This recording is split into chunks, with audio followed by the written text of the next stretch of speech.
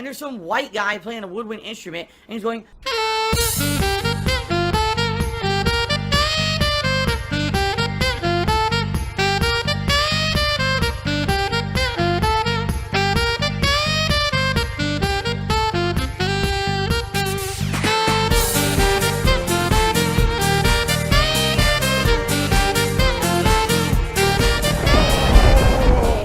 Here's Phil to tell you more. All right. So what I'd like to do right now is read you this nice message that I got a few months ago. Okay? This is a message that blew me away when I got it. It actually made me tear up a bit. Every once in a while, someone sends me a nice message like this, and it blows me away. And I saved it purposely because I felt this is like a really nice time to show. Not, like I said, the 100 vest streak, there was viral popularity behind it. Now, admittedly, I don't think that the vest streak thing is as popular, yet it persists. Meaning there are people out there who like what I do so much they legitimately want to see this continue, and now I feel like this is the right time to read this, okay? So, I'm not going to tell you guys the name of the person, or anything like that. I'm just going to read you their message, okay? They said, the first playthrough that I ever watched of yours was your co-op playthrough of Teenage Mutant Ninja Turtles, Turtles in Time Reshelled way back when in 2009. Back then, I was just 11 years old, and now I'm actually 22. I've been a fan ever since. While I don't have as much time to watch your videos on YouTube or catch your streams on Twitch anymore, I do my best to still support and pop in whenever I can. The reason that I'm sending you this email is very simple. I hope this is an okay way of reaching you. Of course it was. Is to say thank you. The last decade, you've provided me with so many laughs, and those laughs have gotten me through some of the toughest times of my young life. I was an avid user of your original King of Hate forums way back in 2010. And actually, I met my now lifelong best friend in the forum chat, who I still talk to on a nearly daily basis to this very day. Without you, that connection would never have been made. I would never have met her, so absolutely, I must thank you for that as well, and I know she would be thankful as well. You've also been a huge motivational inspiration over the past decade. With all of the unwarranted garbage and harassment that you've been subjected to on a daily basis, you've never given up. A full decade later, through all the turmoil, you're still here doing what you love, and that's incredibly commendable. You taught me that no matter what, you can't ever give up. You can't give in, and you certainly can't let anyone or any group of trolls force you to quit something. Thank you for this lesson. And I'm also happy for you that you've been able to find love with Kat, and I'm glad that you two are able to wed and you're doing well, and I wish you both the absolute best moving forward. I apologize not having much more to offer you than a few kind words, and I feel compelled to reach out to you and to say thank you. Whether you realize it or not, you've made huge waves in the world, and many of them are positive ones. The internet the internet loves to focus on negativity, but you've actually done great things. You've pioneered trends that now dominate YouTube, and that's something you should forever wear as a badge of honor, whether the majority of people choose to recognize that or not. We've all made mistakes, and none of us are perfect. But if no one else has ever told you this, despite all, you're a good man, Phil. I appreciate you in every second of your life you shared with us via YouTube, Twitch, etc. over the past decade. Rest assured there are people in the world who know of your name and recognize that you're not a villain, and that so many people attempt to make you out to be. I'll always be a fan, I'll always respect you and what you've done, and you'll know that you'll always be a legend in the world of entertainment to me. Keep going as long as you can. Above all else, be sure that at the end of the day that you're happy. Love and appreciate you, man. Take care.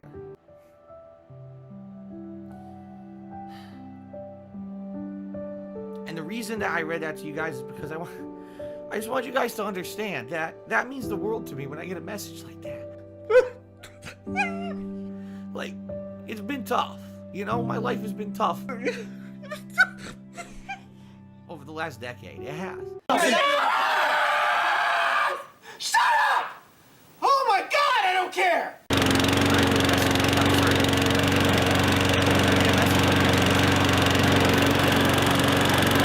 All the shit that happened to me, and all the stress and the mental shit that I go through on a daily basis, sometimes, that it's worth it because there's people out there who got something out of all of this. It wasn't just some dickhead in front of a camera, doing stupid videos. That it actually meant something to people, and that means the world to me. That there's people out there that for a decade that they've been watching me, and they've been following me, and they've been watching my life evolve and how I've become a better person. Admittedly, when I started, I did so many stupid things that, you know, I didn't realize were stupid. And now I've grown and matured, especially the last 3 to 4 years. I've changed as a person and a content creator. And I realize now, you know, we have things going on in the world right now with Black Lives Matter and stuff. And you look back at the stuff that I've done, I'm like, man, I was an idiot with the stuff that I said and did. Not caring about, you know, if anyone was offended or hurt by the stuff that I did. Because there was thousands of people watching me, you know. And I actually now, when I get an email like that, all right, it makes me feel like people grew with me. That this whole thing, I've told you guys that this whole thing was a crazy life experiment. That I felt, I never knew that anything that I ever did would have that impact. When I started, it wasn't about that. It was just me having fun, dicking around. I saw Angry Video Game Nerd making videos. I was like, if this guy can do it with no budget but talent, then I can do it too. Wrong. You know what I mean? And now I feel that over 10 years later, even if there's so many shitheads who hate me, there's at least a body of work on the internet that you guys can watch whenever you want, and you can see my evolution as a person over the last decade.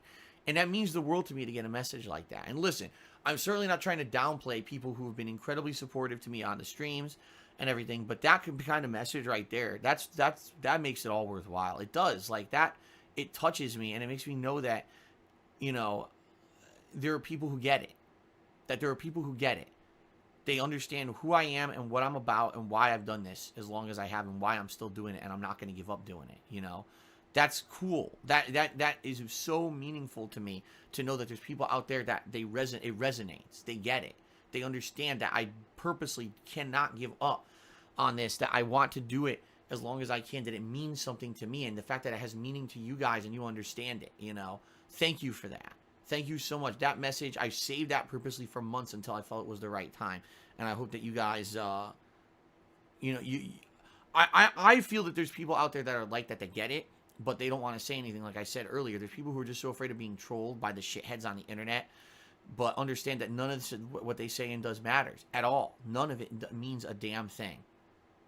None of it. Because it's all nonsense. It is. It's their own nonsense, their own negative spin to get attention, to create the drama, to do the stupid shit, for their own personal benefit, because they're selfish and they're weak.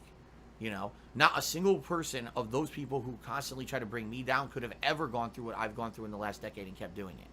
They couldn't. They would have quit. They would have tapped out and ran away like the little sissies that they are, because they hide behind the anonymity of the internet. That's why they do it. So I really feel, I've told you guys, the whole King of Hate moniker, the reason it came to be is because I felt that when people hated on me, okay, when people hated on me, that was a motivation for me to do better and to persevere. And this message right here is saying, yeah, that's exactly what they got out of it. That no matter what people threw against me, that I don't give up, and it's helped them in the last 10 years to get through shit in their life. That means something. So thank you guys who stuck with me. Thank you, you know what I mean, and supported me so much. I appreciate it so much. It does mean a lot to me, okay?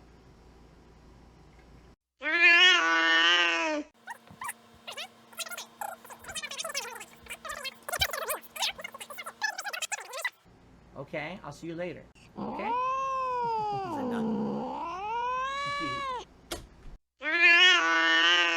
All right, ladies and gentlemen, the moment has arrived. It's time for a new DSP Tries It. I know you guys get excited for DSP Tries It because I rarely do it. We got another very special Vest event going on today. And today I'm going to do something unprecedented, something I have never done in the 10 plus years of DSP Tries It. All right? Today, we are going to do a side-by-side taste test comparison .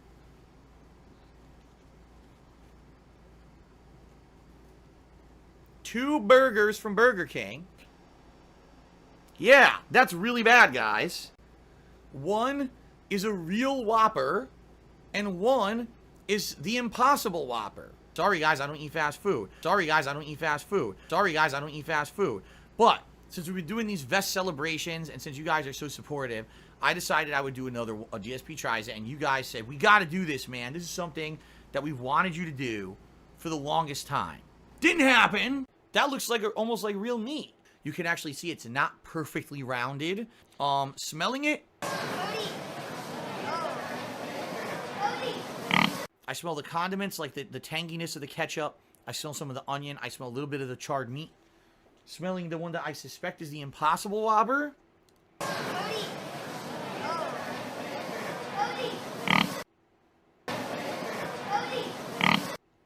Smells the same. Let's take a bite. Okay.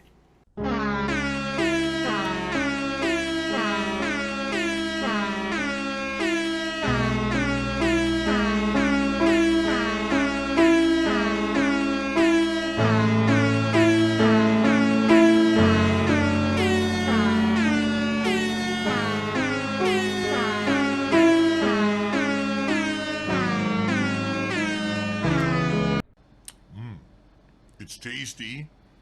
A little disappointing because it's cool. It's cold. I had it delivered. I didn't drive to Burger King to get it fresh, so it probably was made like a half an hour ago. So obviously it's cold. But the flavor's gone. In fact, look. That's what it looks like, a clean bite, right? You can see all the... What do they call that when you dissect something? You see it down the middle? I forget what they call those when you see all the layers. But it was quite good. Okay. There's the cross-section of that after the bite. It does have a char flavor to it. See? I smell that. I smell meat. I smell char. It seems like it's dense. Maybe a 3 out of 5. This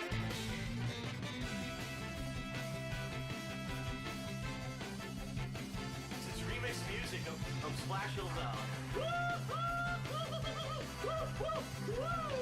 Let's do this. I am focused on it.